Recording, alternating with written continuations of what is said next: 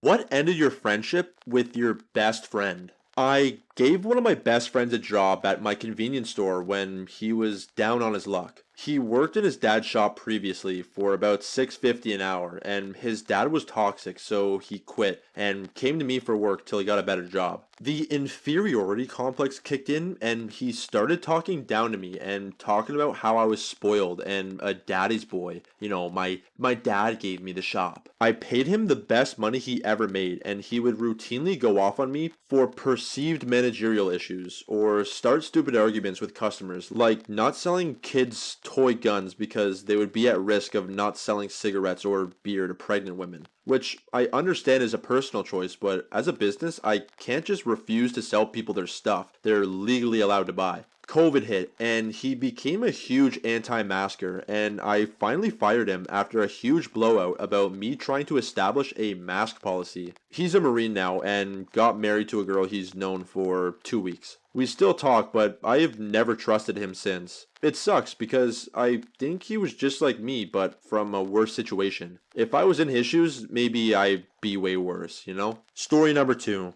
This one hits deep. Recently decided it was time to let go and move. Grew up together and were best friends since 6th grade. But I was the only one really reaching out and making plans anymore. When we'd make plans, 8 out of 10 times he'd blow me off last minute, but would always tell him, it's fine, man, stuff happens, and he'd apologize over and over, but those apologies felt more and more empty each time. It finally hit a point where we made plans and he left me on red and just ghosted me. That's when I decided mentally I couldn't take this anymore, and I've been making up excuses for him in my head just over the past decade. I'm glad I finally realized it, but it does make me sad losing someone I thought was my best friend. I haven't heard from him since the last message he left me on red. Story number 3. She didn't invite me to her birthday party. It was my first time back from college and I would have been able to go out. She made a whole Facebook event page and invited everybody but me. I found out through mutual friends. The kicker was no one showed up, and she called me crying that no one else showed up. Sucks to suck, doesn't it? Story number 4. After 14 years of friendship, we get an apartment and suddenly he loses his job as a personal trainer because of a dress code violation. He wore a hoodie to work allegedly, and then 2 to 3 months of him not working. Then after he agreed to pay me back eventually, all he ever gave me was $400 from his mom. I paid over 14 grand for the year. So I paid the full year lease and he stayed 8 months in total. I never talked to him again, also because I found a receipt where he was trying to make a copy of my car keys. What kind of a friend is that? Story number 5. I was living with my best friend.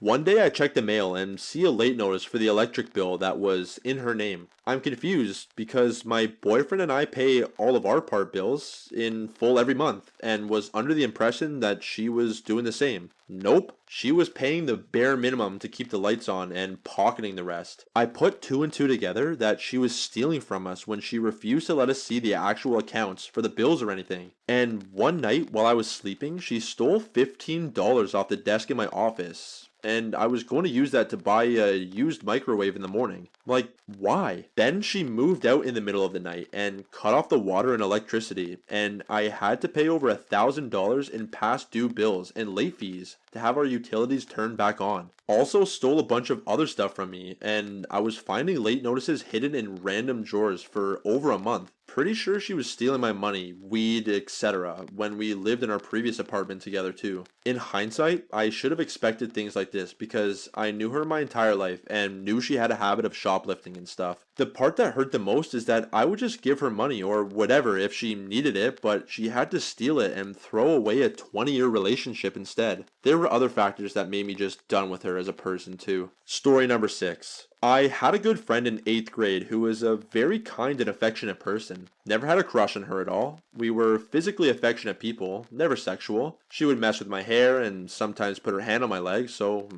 I did the same. At the time, her boyfriend was aware of our relationship and was cool with it. I was even good friends with him too. One day, I got called to the principal's office, and I walked into my mother, father, principal, and a police officer asking me to sit down. I felt like someone I knew died, but no. They said that she had accused me of sexually assaulting her. I spent 2 hours crying, giving them my phone, watching them comb through my texts, reviewing video footage, and interviewing the boyfriend and the girl. In the end, she lied to her parents because she got caught that she was dating her boyfriend and used me as a scapegoat and saying her boyfriend hit her. The police called my household and said that I was free and that if we wanted to sue, we would win. The rest of the year, anytime I saw her, I walked away and threw up because I felt like I was a monster. After severe depression, I sat in my room and got over it. The following years, the boyfriend and I would joke about it all the time. Good man, terrible friend girl. Story number 7. I had a neighbor kid who was taken away to military school, and a year later, she made false sexual assault accusations against 4 of the neighborhood kids, including me. She claimed to have recalled these repressed memories during a therapy session and said the sexual assault events took place 3 years prior to her remembering them, which would have meant the accused were 9, 10, 11, and 12 years old. The police showed up at my school and pulled me out of class without explanation and then brought me in for questioning. Within minutes of the interview starting, the cop said I was free to go. I remember the officer asking questions, kind of smirking like he knew the accusations were false too. I met up with 2 of the other people who were accused, and we were all kind of in shock, but none of us completely surprised that one of our crazy former neighbors would casually try and ruin other people's lives. To be fair, she legit had the worst nightmare of a family, and I feel bad for her to have grown up with insane parents. She never had a chance. Story number 8.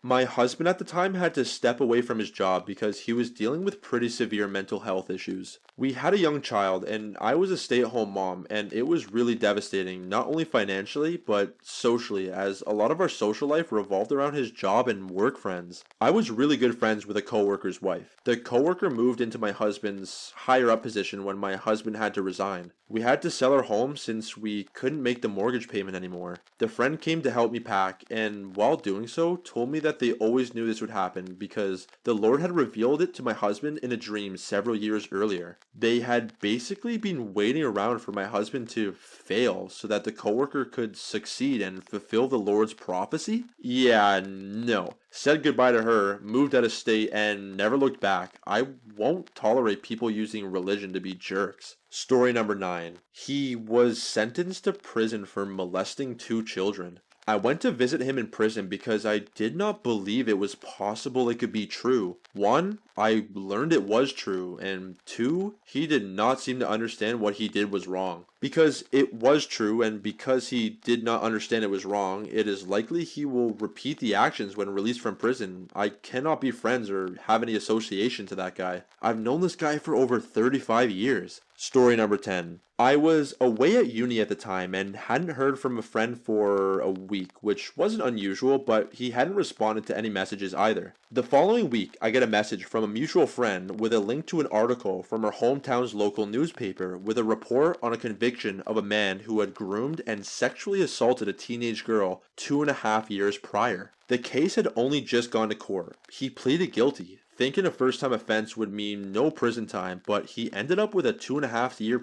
prison sentence. That had been why I hadn't heard from him, because his phone was off while he was incarcerated. I felt sick. I felt sick that he had hidden this from me, from us. The court appearances, the arrest, everything, for 2.5 years. He had said nothing, just hoping the problem would go away. I had trusted him with so much, and he had trusted me so little. He eventually phoned me from prison and explained that it wasn't how it was reported, that she had led him on. I thought I'd be a good friend and just help him get through the sentence and remained in contact. You know, prison can be rough. Maybe he was an innocent man? I had my doubts. I mean, newspapers get things wrong all the time, right? He would call every few weeks and he'd chat away like nothing had happened other than he was calling from prison. I spent a year unsure of whether this was someone who had the whole world against him or was such a piece of garbage that he just didn't care who he hurt. Listen, hindsight is 20/20, of course. In the thick of it, you can see clearly enough to rationalize, especially when all you have to go on is a short newspaper article and the word of a trusted friend. He was eventually released just over a year later because that's the thing if you're a good inmate. When he was released, his family threw a big welcome home party of which I was invited. It felt weird, but I went. I needed to see him. I needed to look him in the eye, and I needed to know what happened. It was just so freaking strange to be a part of something like that. Like, congratulations on serving half your prison sentence for grooming and sexually assaulting a minor. When I finally got to talk to him privately, I learned the truth, that it did happen mostly the way that it was reported. Maybe initially he didn't know her age, but she told him, and he still pursued her. He didn't see anything wrong with what he did either, because he convinced himself that she was leading him on. His family, of course, believed that a 15-year-old girl was the sexual deviant in all this, despite all the text messages and actual physical evidence that showed otherwise. Not long after, I returned to university. I was so angry and upset, I felt betrayed. He felt no remorse for what he had done either. I wanted to hurt him like he had hurt me and the girl he preyed on. So I did the mature thing. I ghosted him. Honestly, I think a year of dealing with this messed me up more than I realized. I have a ton of trauma from other stuff that's happened in my life. I have always had trust issues on some level, but this is the one that made me question every relationship with every person I've ever had, no matter how long or how well I thought I knew them. It took a long time for me to stop being wary of the closest to me, and I have moved on in the most part, but this whole event changed me. Story number 11. He leaked personal files that were information about the people we take in. He was my coworker at a funeral home, and he tried to blame it on me. Those files included autopsies, pictures of the actual body, legal information, and so on. He would also not follow the requests given by family members, religious practices such as thoroughly cleaning the body before the burial, etc. Just a horrible person overall, and I truly believe that he leaked those things for personal fetishes because he had serious problems and we were suspecting him already. Story number 12. A car accident. He went to his new job with a new car and never heard of him after that. Got a letter from his parents that he will be buried soon. We'll never forget about him. He was such a good friend to me. Story number 13. We were friends since primary school, and in primary, she had a very typical childlike personality, as you'd expect a child to have, of course. The thing is, as we got older, she never lost this personality. She still behaved like a child in the sense that she was over the top positive about every little thing that happened. I don't necessarily think that's a bad thing. She saw the world through a rose-colored glasses and added her own little glitter to it. There are reasons for her being like that. Dysfunctional family life, abusive father, she was the middle child who always felt like she had to keep the peace amongst everyone, so she developed this personality to compensate for the negativity in her home life. But for me, I didn't feel like she and I were compatible anymore as friends, as I often felt like I had to match her energy when I was around her. This slowly got more and more difficult, especially in my late teens, as I went through a severe period of depression, so being her friend overall was just exhausting. Eventually, we just faded out of each other's lives. She is the one friend I do feel guilty about drifting apart from because, unlike my other friends, she did absolutely nothing wrong. She's someone who's truly wholesome in spite of everything she grew up with. We're in our 20s now. Our moms are so close. Last I heard, she's met a wonderful guy in whom she's living with. She doesn't want to get married, and I don't blame her. But he treats her right, which is all that matters, and honestly, I couldn't be happier for her. Story number 14. Jealousy. We were super close for 20 years, and as we got older, she compared absolutely everything we did. I wound up getting a great job and apartment, and I watched it tear her apart. She even admitted to me that she had a hard time watching others do well. It was impossible for me to stick around. Constant microaggressions. I tried my hardest to stay friends because we had been through so much together. But I finally realized it wasn't fair for me to constantly, and I mean constantly, be secretive about my achievements or be on the receiving end of utter disdain. One day I stopped taking her calls and just never looked back. Story number 15.